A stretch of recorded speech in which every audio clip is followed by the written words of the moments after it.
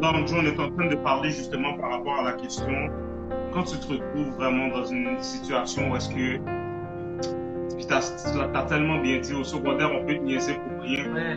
Quand tu te retrouves avec les seules personnes qui peuvent te comprendre, mais qui n'étaient pas dans une bonne atmosphère, comment est-ce que tu peux t'en sortir?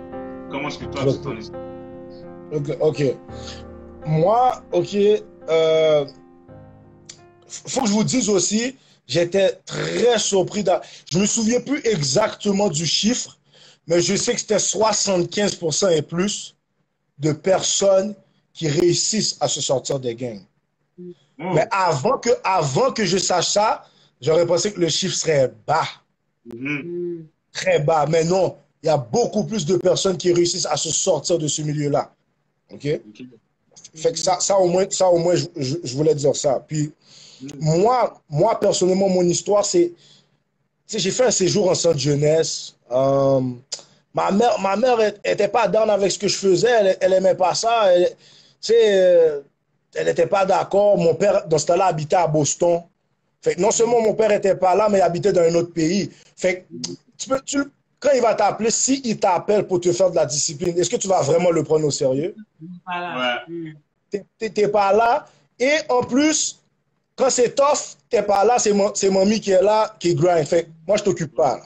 Puis, mais en réalité, c'est mon père, il a quand même autorité sur ma vie. Mais dans la mentalité que j'étais dans le temps, c'est parle-moi pas, t'as rien à me dire, toi, t'es pas là. Mais en réalité, comme, tu sais, un père veut toujours essayer de mettre son grain de sel et son autorité. Mais en réalité, c'est comme tu peux parler beaucoup plus à ton fils par exemple que par parole. Mais comme il n'était pas là, comme sa parole n'avait pas de poids à ce moment-là. Vous comprenez? Puis, fait, moi, c'était Mama Everything. Puis, dans le fond, centre jeunesse.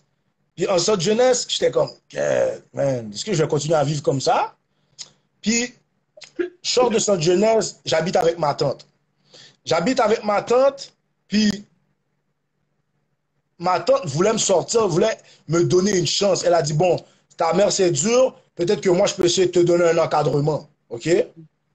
Fait que, tu sais, couvre-feu, pas le droit de contact avec un tel. Si tu vas pas au travail, tu dois aller à l'école. Fallait que je fasse quelque chose avec ma vie, mais en dedans de moi, j'étais encore en mode, comment je pourrais dire?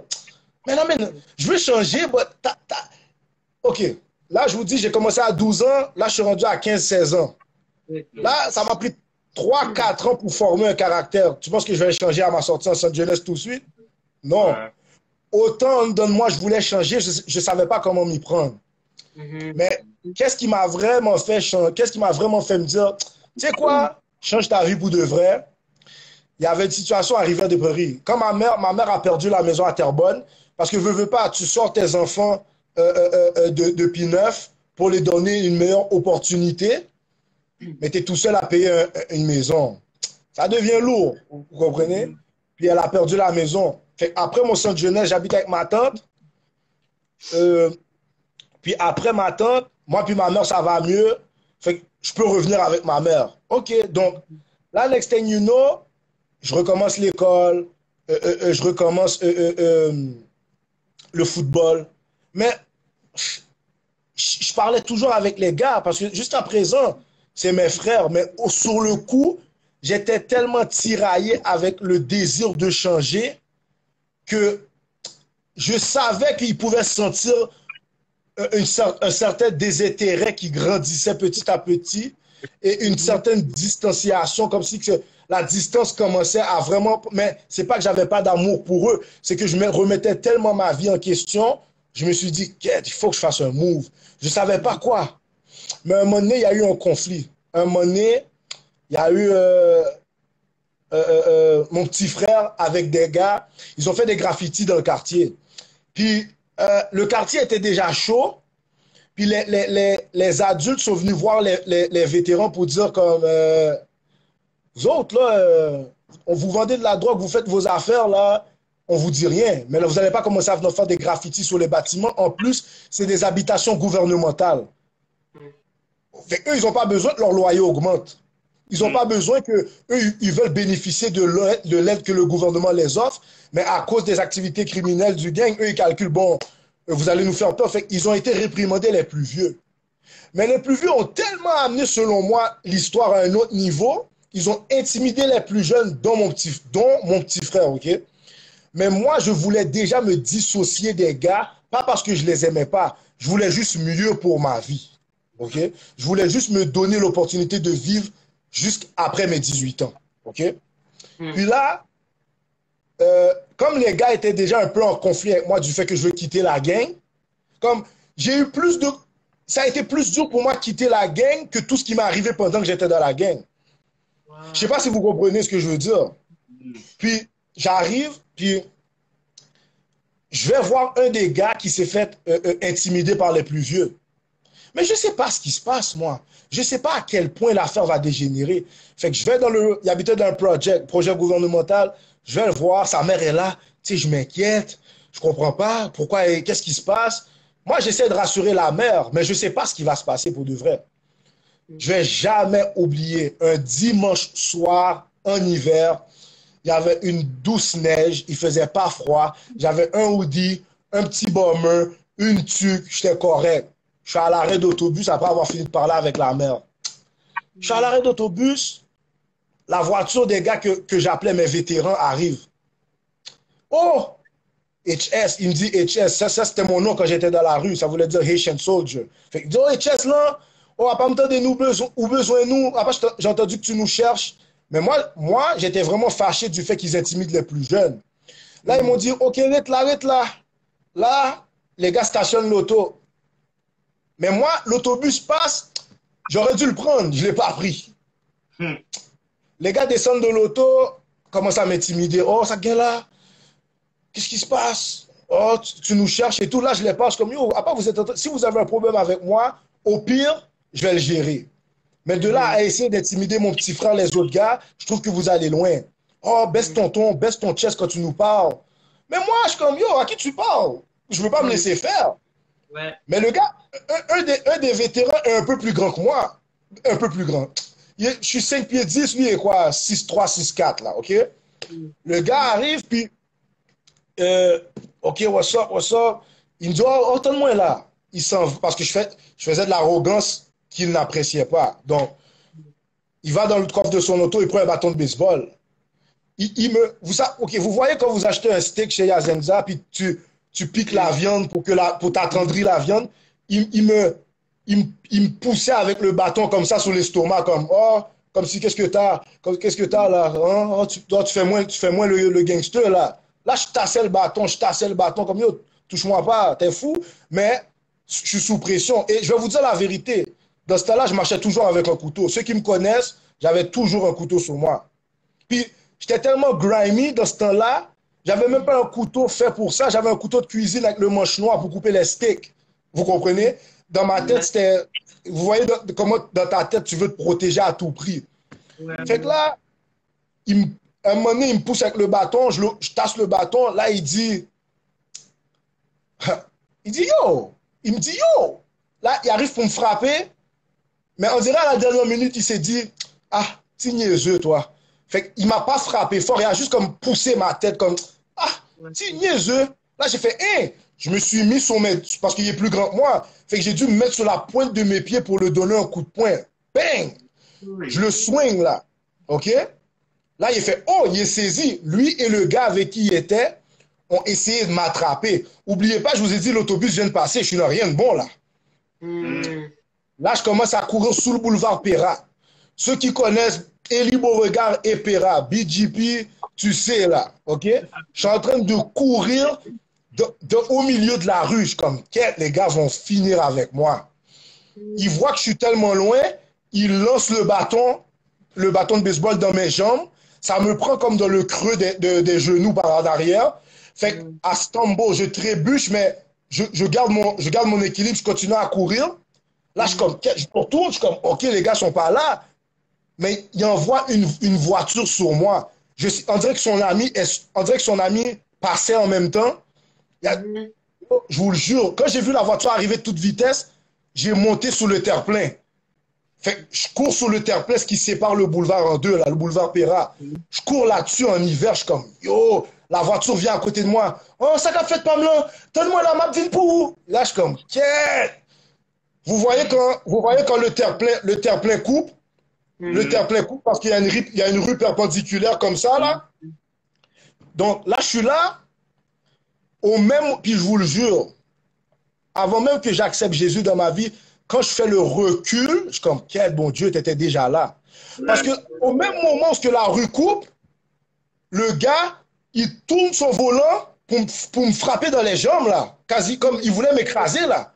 Mais c'est comme si j'ai pratiqué des stunts de film. Je ne sais pas comment j'ai fait ça. J'ai juste glissé mon corps sous le capot. Bang! Comme au même moment, il arrivait pour me frapper, j'ai levé mes jambes en même temps, j'ai glissé sous le capot. J'ai continué à courir. J'ai continué à courir. Là, arrivé sur Fernand Gauthier, OK? Je tombe, j'arrive, je connaissais une fille, Émilie, shout out à Émilie, la cousine à ma bonne amie Cynthia. Des fois, on était jeunes, Cynthia nous invitait là-bas, on chillait chez sa cousine, elle était plus vieille que nous, elle aimait notre vibe, elle faisait toujours à manger, fait qu'on chillait là-bas. Fait que moi, je suis comme, yo, je peux pas courir jusqu'à chez nous. Si les gars courent après moi, je suis dans rien de bon. Fait que j'arrive sur Fernand Gauthier, je tombe devant son bloc appartement. Je tombe. Je tombe, je suis pas capable de me relever. Mes jambes sont paralysées. J'ai fracturé mon doigt en tombant. Là, je suis comme, mes jambes bougent plus, là. Je suis même pas capable de bouger mes jambes. Là, je suis à terre comme ça. Les yeux fermés, je suis comme, quête, Seigneur, c'est comme ça que je vais mourir? C'est comme ça que les gars vont finir avec moi? Au même moment, j'entends, hey, hey! Là, c'est comme, je suis à terre, je suis couché. Là, je lève ma tête. C'est une vanne avec des Québécois qui sont comme, hey, t'es-tu correct? On a tout vu, t'inquiète pas, il va rien t'arriver. Wow.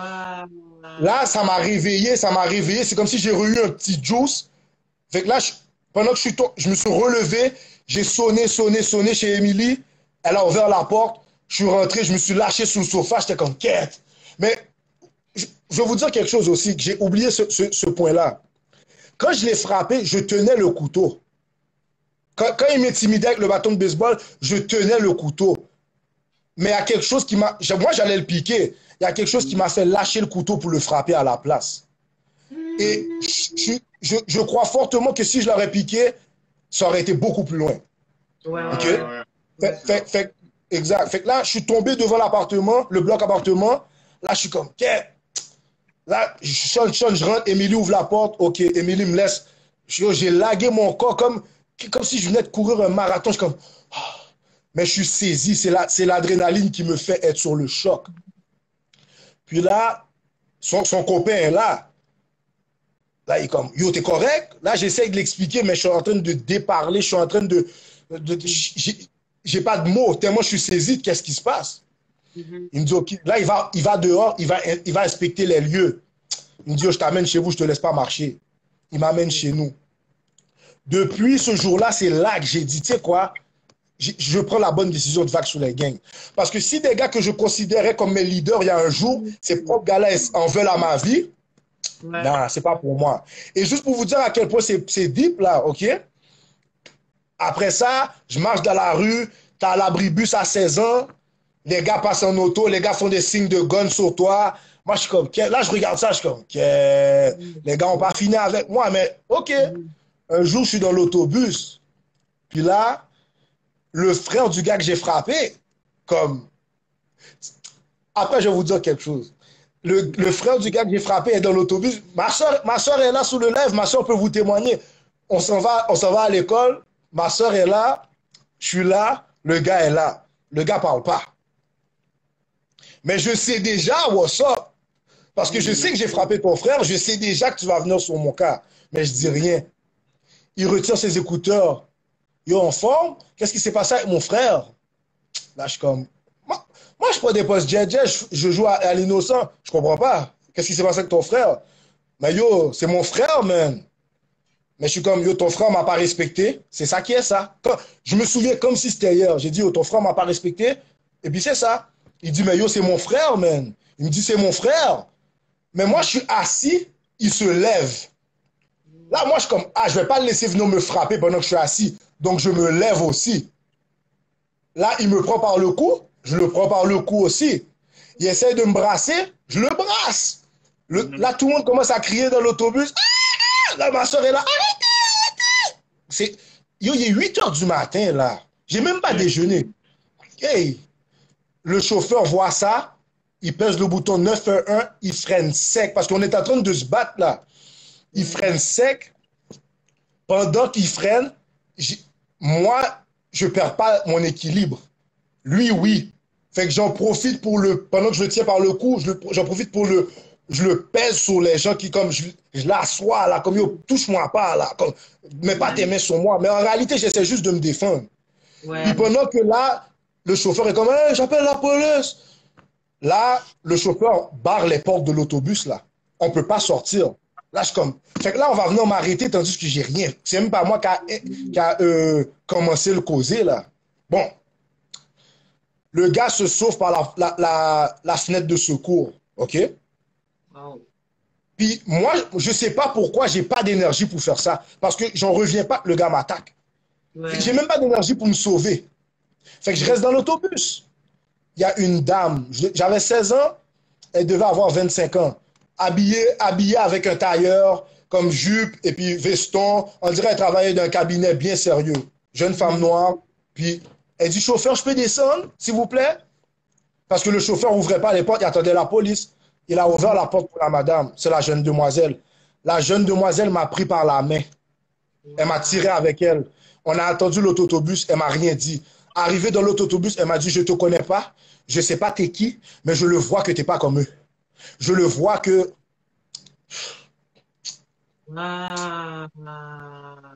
Take your time, take your time. That's bad. That's Take your bad. time. Elle m'a dit, je le vois que t'es pas comme eux. Elle m'a dit, je la connaissais même pas. Je la connaissais même. Des fois, je pense à elle. Je dis, quel Seigneur, pourquoi tu ne me fais pas la revoir? Pourquoi tu ne me fais pas prendre contact avec cette dame-là? Juste pour la dire merci. Juste pour la dire que tu sais même pas qu'est-ce que tu as fait pour moi. Puis là, comme si, après ça, il y a eu une autre altercation encore avec un des gars que lui, quand il me voyait, il faisait toujours comme... Oh, il passait en auto et puis il me faisait ça comme ça. À un moment donné, on dirait qu'il avait grandi dans sa tête. Il s'est dit, il m'a vu dans un barbershop, puis il donne la main à tout le monde, il arrive pour me donner la main. Mais moi, je suis plus dans les gangs, mais je suis encore dans ma mentalité. Wap fait sing zam le wap wem. Donc, yo, dis-moi pas what's up quand tu me vois. Fait moi, j'ai juste dit, yo, dis-moi pas what's up là. Comme parle-moi pas. Il est fâché, il le prend mal. Si tout le monde connaît Machiavelli, je ne sais pas s'il est encore là, mais le Machiavelli, là, le barbershop qui était sur André Ampère, c'est là que ça s'est passé. Mon ami Dave était avec moi. Là, le gars est là. Oh, comment tu me dis pas what's up? Oh ouais, viens dehors, on va régler ça. Moi, je me lève. Donc, yo, j'ai rien à aller dehors avec toi. Si tu as quelque chose à faire, fais-le là. Oh, t'es un poussi. Oh, non. Vous savez, les insultes, ça commence. Bon. Mais moi, j'ai tenu mon bout. Je n'allais pas me laisser être intimidé et ensuite te donner la main comme si de rien n'était. Moi, le respect, c'était important. So, il a mal pris, il est parti. Mais après ça, je vous le jure, dans mon cœur, je savais que j'avais gagné. Je savais parce que j'ai tenu ferme. Et j'ai tenu ferme pas en retournant la violence. J'ai tenu ferme en disant, je tiens mon bout, je veux quitter ce milieu-là, même si je dois mettre les gars à dos, je vais le faire. Parce que j'ai le droit à mieux pour ma vie. J'ai le droit de vouloir me projeter à au-delà de 18 ans. J'ai le droit de réaliser mon potentiel. OK? Donc, il y avait tout ça qui se passait. Fait que là, après ça, j'ai vraiment quitté les gangs. Je me suis mis fantôme pendant longtemps. Je suis retourné à l'école. J'étais dans les modules, j'ai focus, j'ai fait tout ce que je devais pour me donner une opportunité d'aller plus loin. Puis là, après ça, j'ai rencontré le coach de football à Jean Groux. Il m'a fait rentrer à Jean Groux. Comme, oubliez pas, là, tu sais, ce que je n'ai pas mentionné, mais que toi tu sais déjà, Greg, c'est que quand je suis sorti de Louis Joe, j'ai dû aller dans une école pour troubles de comportement à Terrebonne. l'école de troubles de comportement m'a mis dehors parce que j'ai menacé un gars avec un couteau. J'ai été chercher le couteau dans la cafétéria de l'école. Comme si c'était pas pour aller couper du bacon, pour aller faire des œufs, là. J'avais des mauvaises intentions. Fait que j'ai été loin, j'ai mis l'école en danger, là. Donc, on m'a mis dehors de l'école pour troubles de comportement. Puis, je suis aux adultes en train de faire des modules. Puis, là, tu me dis que tu vas pouvoir me faire, ouais, Cassius, exactement, Emmanuel Cassius. Puis là, j'arrive, puis je suis en train de faire des modules. Puis là, il m'approche. Toi, t'as quel âge? Tu joues au football? Puis, OK, t'as quelle année? OK, apporte-moi tes papiers, je vais voir ce que je vais faire. Mais moi, je suis comme, mais qu'est-ce qu'il me raconte, ce type? Moi, je voulais changer ma vie. Je savais que je voulais changer ma vie. Je ne savais pas comment m'y prendre. Fait que là, il me dit, apporte-moi tes papiers, ton dossier scolaire. Là, je suis comme, OK. Mais je suis en secondaire 2 en français, je suis en secondaire 2 en mathématiques, je suis en secondaire 3 en anglais. Puis, j'ai 16 ans. Tu me dis que tu vas me faire retourner dans le secondaire, si je peux dire normal, OK? Moi, j'étais comme, monsieur fou. Mais il y a quelque chose en dedans de moi qui m'a dit, t'as rien à perdre. T'as rien. Comme, tu veux vraiment changer ta vie? Commence par faire tes affaires à l'école. Fait qu'il m'a donné un défi. Il m'a demandé, est-ce que tu peux te rendre en secondaire 4 dans tous les niveaux? J'ai dit, tu sais quoi, je vais essayer. Et j'ai pas réussi. J'ai terminé en secondaire 3 en français.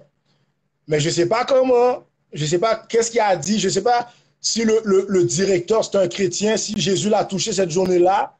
Mais ils m'ont accepté à Jean Groux en secondaire 3, en secondaire 4 et en secondaire 5. Fait que j'avais français 3, mathématiques, histoire, sciences 4 et anglais 5. J'avais 17 ans. OK? Puis, être rentré à Jean Groux, ça a validé pour moi dans mon cœur le fait que j'ai quitté la rue. Ça a validé le fait que tu as bien fait. Tu as bien fait. Vous comprenez ce que je veux dire? Parce que pendant un temps, je doutais beaucoup. J'étais comme, qu'est-ce que je vais faire avec ma vie? OK, je suis aux adultes, mais qu'est-ce que je vais faire, genre? Je ne sais pas quoi faire. Je ne sais pas où aller. Mais tout ce que je sais, c'est que je veux plus de cette vie-là. Là-dessus, je m'entendais.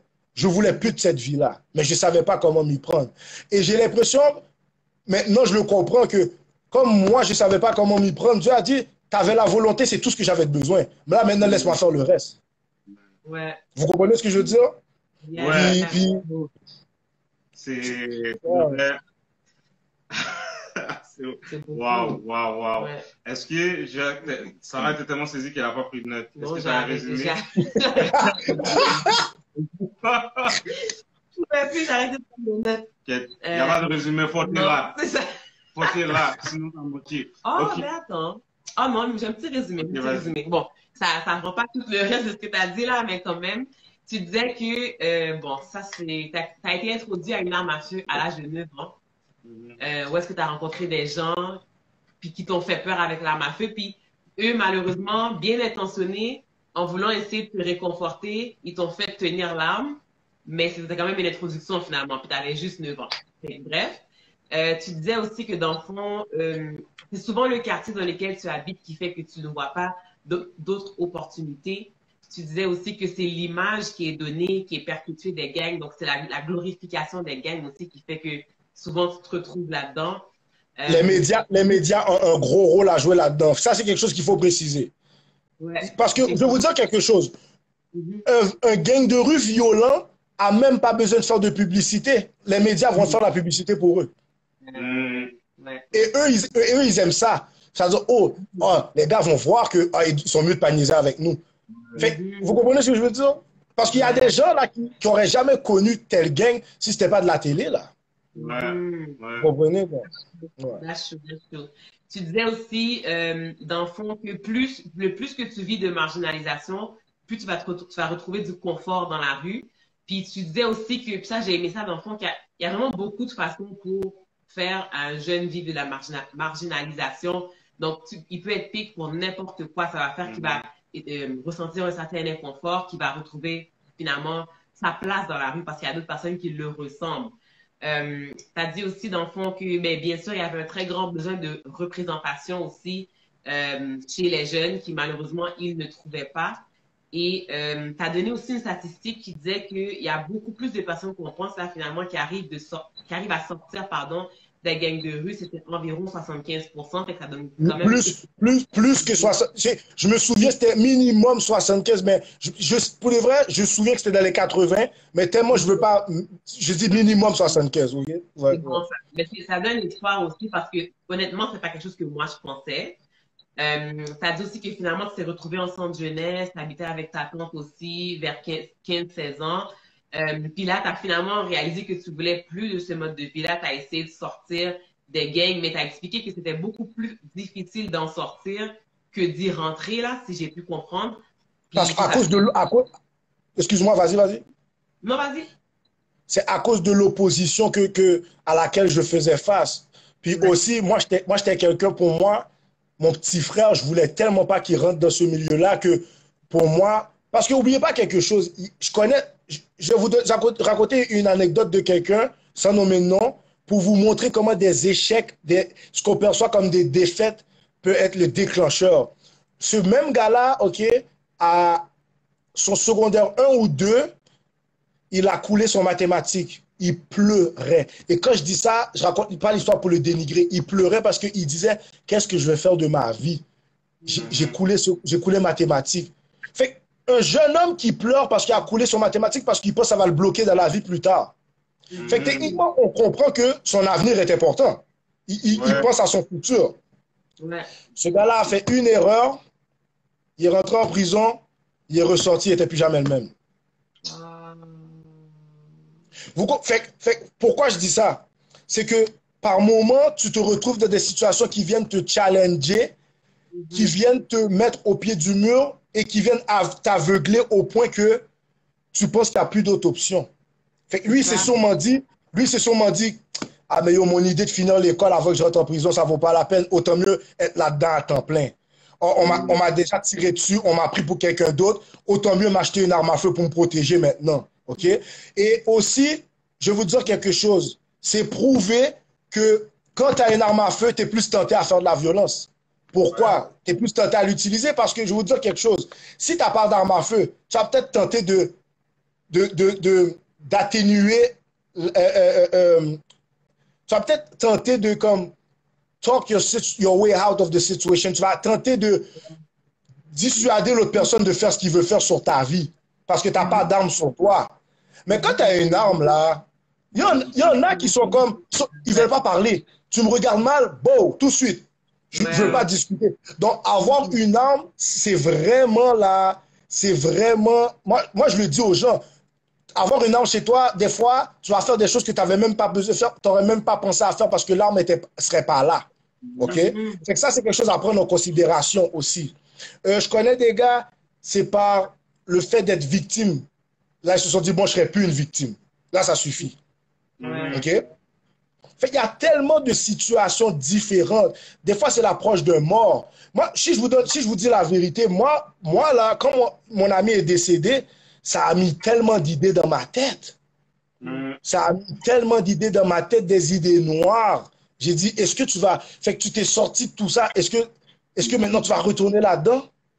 Est-ce que vraiment tu vas prendre tu vas risquer ton freedom, tu vas risquer ta liberté et maintenant tu vas adhérer à ce que les gens pensent de toi, tu vas te conformer à l'idée qu'on avait de toi quand tu avais 15-16 ans.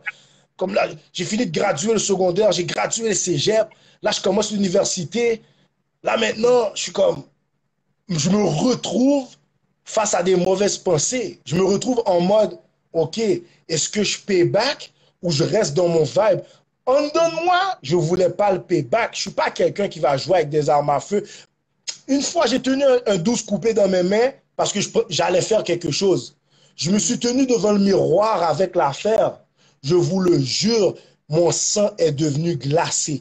En une seconde, j'ai vu ma vie comme ça, là, défiler devant moi. le tenir, c'est comme si mon corps est devenu froid. Ça, maintenant que j'y pense, c'était plus spirituel que d'autres choses. Je sais pas si vous comprenez. Parce que mon corps est devenu froid d'une manière, j'étais j'étais tout seul chez moi avec l'arme à feu devant le miroir. Là, j'étais comme, yeah, it's about to go down. Mais après, j'ai fait comme, wow, ok, qu'est-ce que je fais? Qu'est-ce que je fais? Genre, comme, tu vas vraiment gâcher ta vie? Tu t'es sorti de tout ce que tu t'es sorti. There's people that look up to you now, qui vont pas nécessairement te dire, mais quand tu retournes à ton ancienne école secondaire, les jeunes te regardent, les jeunes te posent des questions. Yo, c'est comment se faire recruter au cégep? Yo, tu penses que je peux jouer pro? Tu penses que je peux aller loin? Là, je suis comme, hein, comme, ok, on me regarde comme ça. Fait que j'ai failli tout gâcher ça en retournant dans ce mode de vie-là, parce que la douleur, je ne savais pas comment verbaliser la douleur, la perte de mon ami, le fait qu'il est mort. Et là, je parle juste de lui, mais il y a quelqu'un d'autre qui est décédé aussi, que je n'étais pas proche de la personne, mais je le connaissais assez bien pour dire comme, les gars sont décédés, puis la colère de la perte de mon ami, surtout que quand nous, on allait faire des bêtises, c'est lui qui disait, aïe, moi, je ne viens pas, vous savez où j'habite, vous viendrez me voir après. Fait que le même gars qui voulait pas rentrer sa tête dans tout ça, c'est lui qui est mort. En plus, ma fille est née le mois suivant. Oh, ma tête était bouleversée, là. Fait que, vous comprenez ce que je veux dire? Fait que j'ai failli retourner dans mes mauvaises habitudes. Mais là, j'étais plus d'un gang. Là, j'allais me faire justice moi-même. Je sais pas si vous comprenez. Ouais. OK. So, tu as dit beaucoup de choses, mais tu as parlé des jeunes. Puis ça m'amène aux questions qu'on avait. On a quelques questions, je vais juste les prendre. Ouais, il y a quand même, mais celle-là, on va la prendre. Comment est-ce que tu peux aider un jeune à rester loin des gangs de rue? Donc là, tu sais, puis en plus, tu racontais ton histoire, puis on se rend compte que ça commence extrêmement tôt. Ouais. Comme 10, 11, 12 ans, tu es déjà comme à respect. Est-ce que qu'est-ce que tu penses, genre, de cette question-là? Comment est-ce qu'on pourrait aider un jeune à rester loin des gangs de rue? Comment on peut éviter ça? OK. Tout d'abord, si la personne, OK, elle est apte à s'ouvrir à toi pour t'amener le truc, il y a des raisons qui l'ont amené vers là. Que ce soit pour une raison de protection, que ce soit le sentiment d'appartenance qui est recherché, que ce soit la fraternité, que ce soit toutes ces choses-là, une fois que tu les as ciblées, là, tu peux travailler ces problématiques-là. Est-ce que c'est le fait qu'il n'y a pas de modèle positif dans son entourage? Est-ce que c'est parce qu'il pense que la seule manière d'arriver à ses fins, c'est de faire partie de gangs? C'est quoi qu'il regarde? Sur quoi il se base? Qu'est-ce qu'il regarde glorifie les gangs de rue? Est-ce que c'est un jeune qui a des distractions positives? Est-ce qu'il fait du sport? Est-ce qu'il joue d'un instrument? Est-ce que, comme il y a tellement de choses que tu peux faire, mais la décision revient aux jeunes. Mais il faut s'assurer de garder une ouverture pour que si jamais le jeune trempe ses pieds là-dedans, quand il revient à toi pour dire « yo, j'en peux plus », au moins tu le trouves des pistes de solution. Mais si tu le fermes tout de suite la porte au changement en disant « vagabond, ou pas faire rien dans la vie, ou tu vas mourir », là, quand le jeune va vivre une situation, il va aller vers ses amis de gang, pas vers toi. Tu peux ne pas cautionner les actions de quelqu'un tout en le montrant que j'ai de l'amour pour toi, mais pas de l'amour pour ce que tu fais. Je ne sais pas si vous comprenez. Il y a une manière de montrer aux gens que j'aime pas ce que tu fais, mais toi, je t'aime. Puis si la personne, c'est ça, la personne va savoir que même quand elle fait une erreur, elle va venir vers toi. Parce qu'elle sait que malgré que tu vas la reprendre dans l'amour. Tu ne vas pas la reprendre pour la narguer, tu vas la reprendre parce que tu vois son potentiel et tu veux mieux pour sa vie. Et c'est très important à nous, adultes, que la prochaine génération, on les fasse voir que yo, on est là pour vous. Tu textes-moi, appelle-moi, je suis là. Aie pas peur, OK, de passer à travers des situations. Aie pas peur de parler, aie pas peur de t'ouvrir. Il n'y a rien de mal à vivre des situations difficiles. Mais qui sont tes repères? Qui sont les personnes qui te keep and check quand tu fais quelque chose de mal? Est-ce que c'est les mêmes gars qui te disent « Yo, mon cher, occupe pas les gens qui parlent en pile, mon cher, c'est la gang, mon cher, tu comprends? » Non, tu as besoin d'entendre un message positif. Tu as besoin de savoir que tu as de la valeur et que tu as de la valeur sans même être dans un gang. Vous comprenez ce que je veux dire? C'est bon ça, c'est bon ça. J'aime ce que tu as dit de vraiment d'enfant dissocier la personne de ses actions, pas parce qu'elle fait une mauvaise action qu'elle est une mauvaise personne. Fait que de vraiment interagir avec de l'amour envers cette personne-là, puis de rester ouvert, de garder une ouverture. J'aime ça.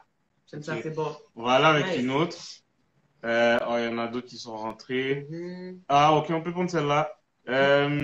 Une fois dans une gang de rue, comment tu fais pour en sortir?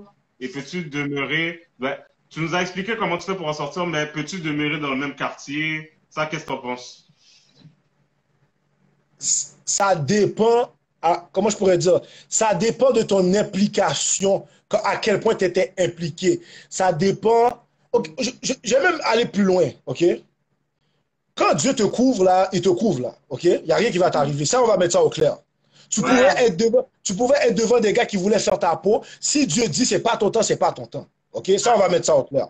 Maintenant, tout dépend de le rang que tu occupes dans la gang. Tout dépend de ton implication dans la gang. OK? Si on a vu ta face aller tirer sur des gars dans un autre quartier, si tu veux marcher dans ce quartier-là dans 2 mois pour dire aux gars, je suis plus dans la gang, il y a de fortes chances que les gars te prennent encore pour un ennemi. On s'entend là-dessus. OK? Ouais. Mais le changement doit venir de la mentalité. Quand la mentalité change, les actions vont changer. Ça ne sert à rien de demander à quelqu'un qui believe, qui croit dans ce que la gang peut faire de positif pour lui, d'essayer de lui dire que la gang n'est pas bon. Il faut d'abord qu'il croit que la gang est nocif pour qu'après, il soit porté à vouloir mettre en action des stratégies, des actions qui vont faire en sorte que, OK, je ne pense plus comme un gars de gang, je ne dois plus me comporter comme un gars de gang. OK? Parce que si tu es là, tu dis ne plus être dans la gang, mais on te voit en train de jouer à ça. C'est sûr, là, comme il faut que tu décides pour de vrai que c'est plus ma vie. Et je vais vous dire quelque chose. En ce moment, il y a des guerres qui prennent place. Les gars, mais il y a des gars, ils ont peur. Quand je dis ça, je ne veux pas dire que c'est des capons, que c'est des peureux. Ils ont peur de ne pas voir leurs enfants grandir. Ils ont peur de pas... Ils ont peur que l'image qu'on a d'eux, c'est le gars de gang. Tu ne veux pas partir puis que les gens voient juste du négatif de toi. Tu veux que ton passage dans les gangs, ça soit un chapitre et non le livre au complet. Vous comprenez ce que je veux dire? Fait que, quand tu comprends ça, tu vas commencer à t'associer avec des gens qui ont une mentalité plus positive. Tu vas commencer à t'instruire de choses positives. Tu vas commencer à penser, manger positif. OK? Puis, si tu étais un leader dans la gang, tu peux être un leader pour une entreprise. Tu comprends ce que je veux dire? Si tu es un hustler de nature, que toi, pour toi, tu achètes quelque chose à 3 $, pour toi, tu peux le revendre à 10 $, ça va s'appliquer dans la vie de tous les jours. Fait que, vous comprenez ce que je veux dire? La fraternité, comment, exemple, on pouvait, là, si moi, j'en ai pas, toi, t'en as. Ça, c'est des bonnes choses. C'est juste que maintenant, il suffit de l'appliquer dans de bonnes choses, dans de bons secteurs, dans de bonnes sphères. Tu comprends? Ouais, excellent. C'est bon, ça. C'est bon ce que tu dis, dans le fond, c'est là que tu vois plus loin. C'est pas juste que la personne est dans une gang, c'est un leader de la gang, puis c'est oui à ça, mais il y a le fait que c'est un leader, il y a le fait qu'il y a l'esprit, justement, de leadership qui peut être travaillé pour autre chose. Il y a aussi la fraternité que tu parles qui est très bon aussi dans le, comment dire, une personne qui est dans une gang a quand même cet esprit-là de fraternité qui peut être utilisé au-delà de la gang. Fait il y a quand même des valeurs qui sont très bonnes, mais pas appliquées à la bonne place aussi. Exact. Exact. Puis le fait que ces gars-là ont peur de ne pas voir leurs enfants grandir, ont peur de ce qui pourrait leur arriver, selon moi, ce serait une cause assez valable pour qu'il y ait une réunion, pour que les gens s'assoient et réalisent que je tire sur le gars, mais il est ami avec mon cousin. Je tire sur le gars, mais j'ai déjà joué avec son bon partenaire ou son cousin au basket plus jeune, ou on a habité dans le même quartier, où nos parents se connaissent. Parce que quand vous y pensez bien, je vais vous dire quelque chose là. Que tu viennes de Saint-Michel, que tu viennes de Pineuf, que tu viennes de Villeray, que tu viennes de Rivière, que tu viennes de Saint-Léonard, que tu viennes de Montréal-Nord, là, vous écoutez sûrement la même musique, vous aimez sûrement les mêmes nourritures, mais inconsciemment, quand tu t'en vas faire une mission dans le quartier ennemi, tu cherches quelqu'un qui te ressemble. Fait qu'en réalité, c'est toi que tu tues à chaque fois. Wow. Je sais pas si vous comprenez ce que je veux dire, genre. Le gars, il va avoir le même Dickies, il va avoir le même pantalon que toi, il va avoir les mêmes Jordan que toi, il va aimer la même nourriture, il va aimer écouter la même musique. Mais dans le fond, tu te tues toi-même à chaque fois. Fait, vous comprenez ce que je veux dire? Fait que c'est profond et ça fait réfléchir à waouh, est-ce que ça vaut la peine tout ça? Vous comprenez? C'est comme tu dis aussi, on comprend que finalement, comme souvent, les gens sont là, mais ils savent même pas pourquoi ils sont là. Ils sont là un peu par association, ils sont rentrés dedans, fait qu'ils ils se retrouvent là, mais si tu leur demandes vraiment c'est quoi la cause, pourquoi est-ce qu'on se bat, personne ne sait. Ça fait que souvent, ils ont le même profil aussi. C'est des parents qui sont plus absents dans le foyer ou bien d'autres struggle. Puis ça fait qu'ils sont tous là, mais comme tu dis, ils se ressemblent tous, mais on s'entretue. Fait que, OK. En passant, oui. Je pense pas que tu as le temps de lire, mais il y a vraiment beaucoup de gens qui te félicitent pour ce que tu as partagé. Il y en a qui disent qu'ils ont besoin de toi dans les centres jeunesse, que ton histoire est vraiment, elle a beaucoup d'impact, que ça pourrait vraiment aider. Que, je ne sais pas si tu travailles là-dedans, si tu y as pensé, mais ils disent que tu serais vraiment bien respecté dans un centre jeunesse, fait que ce serait quelque chose à considérer. Il y en a qui disent donne des conférences. C'est juste pour dire que ton histoire a vraiment beaucoup, je pense que tu le sais là, mais vraiment beaucoup de poids. Puis ça peut éviter... Maintenant, je le sais. C'est maintenant que je le sais. C'est maintenant que tu le sais. C'est parce qu'il y a quelques années, comme je vous ai dit, j'arrêtais pas de demander pourquoi Seigneur, j'ai dû vivre ça. Je comprenais pas. Mais tranquillement, pas vite, les conférences viennent, les projets viennent, des portes s'ouvrent et j'ai même pas nécessairement les diplômes dans ces voies-là. Mais c'est là que je dis que quand Dieu dit oui, c'est oui. Moi, des fois, je dis non. Mais bon Dieu me met dans une situation où j'ai pas le choix. Parce qu'il a dit, il faut que ça serve à quelque chose. Tu vas pas mourir avec cette histoire-là en dedans de toi. Parce que ce que tu veux pas mettre à la lumière t'empêche quelqu'un d'autre d'amener, lui, ses fautes à la lumière. Vous comprenez ce que je veux dire? Et la seule manière pour moi d'aider quelqu'un, c'est de me mettre vulnérable. Ceux qui veulent me juger pour dire « Oh, t'es un ancien gars de gang, t'es un ancien voyou », ça, c'est vos affaires.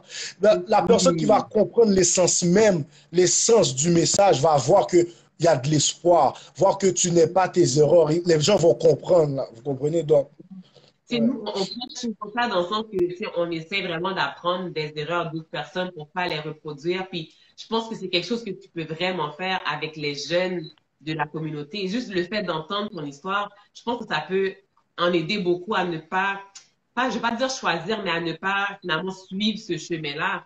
Parce que tu sais, tu montres qu'il n'y a rien de bon là-dedans, là. Tu montres que c'est pas là. Peut-être que tu pensais vraiment au fait que si je sors pas de là, ça se peut que je vive pas dépasser mes 18 ans. Tu étais vraiment conscient. Fait c'est quelque chose à faire, effectivement. Puis honnêtement, je t'encourage, je te félicite. Tu sais, ton histoire est tellement belle, on voit Dieu partout, là. Tu sais, tu parlais de la femme dans l'autobus. Pour moi, c'est un ange, là. Tu sais, comme tu pourrais la chercher, tu vas pas la trouver. C'est vraiment un ange qui est juste pour te sortir, là. Fait il y a tellement de belles choses. Moi, pour de reste, ça m'a béni, ça m'a touché. Je pense que les gens aussi qui regardent. Gloire à Dieu, gloire à Dieu. Merci pour l'opportunité, pour de vrai. Puis j'ai attendu des opportunités comme ça pendant longtemps parce que je me suis dit, il faut que les gens prennent conscience que, yo, ton commencement n'est pas ta fin. Tu as le droit de vouloir mieux pour toi. Tu as le droit de rêver. Et une fois que ton rêve est bien solide, tu as le droit de faire ton rêve devenir réalité. C'est pas obligé de rester un rêve, là. Okay. Yes. Puis, c'est important aussi, parce que dans la communauté, on voit que il y a une absence de père. Puis on voit que les jeunes hommes, les jeunes aussi, mais les jeunes hommes ont besoin de cette figure paternelle-là. Fait encore une fois, merci. Je remercie le Seigneur pour ta vie parce que il y en a qui n'ont pas de père là, qui vont regarder à toi, qui vont être inspirés par ton parcours. Fait c'est ça qu'il nous faut. C'est vraiment ça qu'il nous faut. Pour de vrai, comme elle a dit, on remercie Dieu pour ta vie parce que des exemples, tu as parlé de représentation un peu plus tôt, puis c'est vraiment ça qu'on a besoin. Puis il y a quelqu'un, Sage Joyce, comme elle veut vraiment te recruter dans son projet.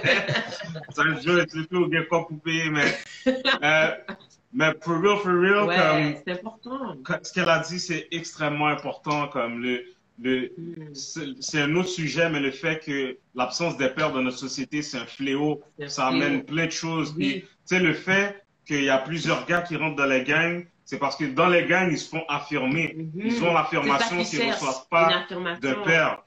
Fait que, mais tu sais, là, ce que Dieu a fait avec toi, tu vas te retrouver à être un père pour plusieurs. Fait que, on va pouvoir les affirmer de la bonne façon, selon ce que Dieu dit, pas selon ce que les gangs disent. Exactement. Puis, tu sais, on regardait une vidéo aussi. On regardait une vidéo tantôt aussi, Greg et moi, puis ça disait que, tu sais, veux pas dans la société, tout est affecté par le fait qu'il manque les pères. En fait, tous les secteurs de nos vies est affecté par le fait que le père est absent. On pourrait en nommer à n'en plus finir, mais c'est juste pour dire que tout découle du père. Tout est, le père, c'est vraiment, c'est une figure qui est vraiment importante. Charlotte, à toutes les mères qui sont célibataires, vous faites tout ce que vous pouvez, mais le père est important. S'il y a moyen de garder le père dans la vie de l'enfant, c'est important. Parce qu'il y a des choses que nous, on ne pourra pas faire en tant que mère, en tant que femme, que l'homme peut vraiment venir apporter. Fait, en tout cas, pour vrai, c'est vraiment juste pour renforcer le fait que ton histoire a de la valeur, tu as de la valeur au-delà de ton histoire. T'es vraiment t'es un homme qui est là, puis j'espère que tu vas trouver la place. Je ne crois pas que tu vas manquer de place, mais tu vas trouver la place pour pouvoir vraiment t'affirmer dans la société et pouvoir aider les jeunes. Parce que je pense que tu peux aider les hommes comme les jeunes filles aussi. Tu as vraiment ta place dans la société. Et c'est beaucoup plus facile élever un jeune homme solide que de réparer un homme brisé, là. Vous comprenez? Et ça, je le comprends parce que moi, j'ai dû travailler beaucoup de choses chez moi. J'ai dû défaire certaines choses, l'impulsivité, prendre tout comme des attaques. Comme... Je vous dis, j'avais tellement de séquelles au début. À chaque fois, j'entendais des pneus d'auto crispés. J'étais comme, oui, comme si on dirait ils vont tirer. Mais ça, c'est toutes des PTSDs, là, tu comprends? Syndrome post-traumatique, tu calcules comme... moi, s'il y a quelque chose que je peux dire aussi, c'est que les pères, on est comme des phares. Des fois, il y a du brouillard, mais tu vois la lumière au loin. Mais quand tu n'as pas de père, c'est comme s'il te manque ce phare-là. Fait que tu navigues et tu ne sais pas où tu vas. Vous comprenez? Donc, quand tu es un père, tu es un repère. Vous comprenez? Ouais. Et aussi, un autre truc qui m'a touché, ça fait 2 ans qu'on parle de ça. Juste un autre truc qui m'a touché par rapport à ce que tu disais aussi, j'ai vraiment ressenti le besoin de parler. Parce que moi, avec les hommes avec lesquels j'ai vécu, je vois qu'il y a beaucoup de choses qui les ont affectés parce qu'ils n'ont pas réussi à parler, ils n'arrivent pas à véhiculer qu'est-ce qu'ils ressentent, ils n'arrivent pas à extérioriser dans le fond qu'est-ce qu'ils ressentent. Fait que ça, c'est vraiment important. Puis j'espère qu'on va arriver dans ce monde-là où est-ce que ce sera correct là, pour les gars de s'exprimer, ce sera correct pour les gars de parler. Puis ça commence aussi par les hommes qui ont compris ça, puis qui créent un espace pour que les gens puissent vraiment discuter puis parler. Fait que, encore une fois, merci. Merci vraiment. Merci à vous, mais merci aussi à que ce soit KCUS, que ce soit tous les coachs à Jean Groulx, les professeurs, les directeurs, mes anciens professeurs à l'école pour troubles de comportement, mes coachs de football, coachs de basket, coach au cégep, à l'université, des pasteurs, Wawa, coach Wawa, qui coach à Antique. Lui, il m'a aidé là, quand je traversais des moments difficiles. Wesley Egol, comme mes amis, que ce soit Jean-Michel, Eddie, Dave, tous les gars avec qui j'étais à Jean Groulx, les gars avec qui j'étais dans la gang, que maintenant on a changé nos vies, maintenant on est tous des pères de famille, comme maintenant on veut juste être des exemples, comme j'en dois beaucoup à tout le monde. Parce que en réalité, comme je l'ai dit l'autre fois, moi, mon histoire, c'est pas seulement la mienne, c'est un ensemble de personnes qui ont mis la main à la pâte. Tout le monde a mis son ingrédient dans la soupe. Et maintenant, vous voyez que la soupe a du goût. Mais c'est pas Chef Andrew. C'est tout le monde a sa part à jouer dedans. Vous comprenez? Donc, ouais. Pour de vrai, tu avais dit ça dans le jardin essentiel. Puis ça, c'est la réponse à la première question. Ça m'a marqué quand tu as dit ça. Tu as dit que tu étais un collectif de coachs, de mentors, de pasteurs. Ça, j'ai tellement apprécié. Puis ça montre vraiment ton humilité. Mais en tout cas, Andrew, encore une fois, merci. Je sais qu'on avait d'autres questions, mais je pense que on a fait le bottom line parce qu'on peut toujours laisser la dernière note à Dieu. Et ça a été fait. Fait que j'imagine que si les gens ont des questions ou bien aimeraient avoir des conseils qui peuvent te DM, qui peuvent te rejoindre. Définitivement, yeah. Excellent. So, merci encore, Andrew. Merci, guys, d'avoir été là. Quelqu'un a écrit, on n'a pas besoin de se dépêcher de finir, mais Ça fait 2 heures. Andrew travaille. Les gens travaillent. Mais inquiétez-vous pas, il va y avoir d'autres séries pour tourner. Si on doit faire un part 2, on va faire un part 2. Guys, prenez le temps d'écrire Andrew aussi avant qu'on ferme le live, pendant qu'on clôture aussi. C'est ça, envoyez des cœurs pour Andrew. Yes. Puis ça va me faire plaisir, ça va me faire plaisir. Comme juste merci pour l'opportunité. Ça prend des gens comme vous qui vont au-delà de OK, avec comment je peux commencer. Vous avez dit, bon, on peut faire le podcast, on va le faire parce que l'important, c'est pas nécessairement de est-ce que j'ai le plus gros budget. Je le vois déjà, vous êtes structuré, vous avez une vision et vous le faites pour les gens. C'est impossible que dans 2, 3 ou peut-être même l'année prochaine, que vous n'avez pas votre propre studio. Là, vous comprenez ce que je veux dire? Parce que moi, je le vois là, je le vois le potentiel parce que votre cœur est à la bonne place. Donc, merci à vous aussi, man. Merci beaucoup. Puis pour le live, quelqu'un a dit que ça va être sur IGTV. Le live ne va pas être sur IGTV, il va être sur YouTube jeudi. Alors, non, il ne sera pas sur IGTV, il va falloir attendre jusqu'à jeudi. Si vous voulez éviter ça la prochaine fois, soyez à l'heure quand on a. Vous allez pouvoir le voir. Dès jeudi, inquiétez-vous pas, vous allez pouvoir le écouter. So, encore une fois, Andrew, merci. Yes. Guys, merci d'avoir été là. Merci tout le monde. Ouais, passez une bonne nuit. Puis, on va peut-être faire un autre blitz des questions qu'on avait reçues pour que tu puisses y répondre si c'est le cas. C'est bon? Parfait. Guys, thanks encore. Andrew, thanks. Merci beaucoup. Passez une bonne soirée. Et puis, on se voit au prochain live. Bye, Yes. guys. Peace, guys. Ciao tout le monde. Stay blessed, y'all.